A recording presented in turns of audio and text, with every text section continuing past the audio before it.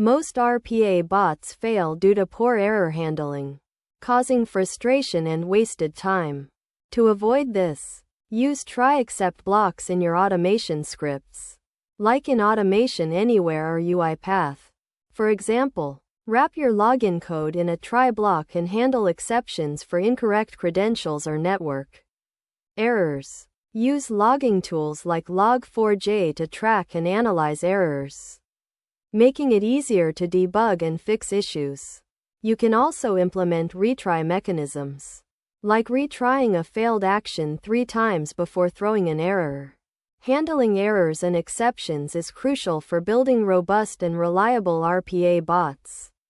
Subscribe to AutoTube for more practical automation tips and watch our next video on debugging RPA bots with Visual Studio Code.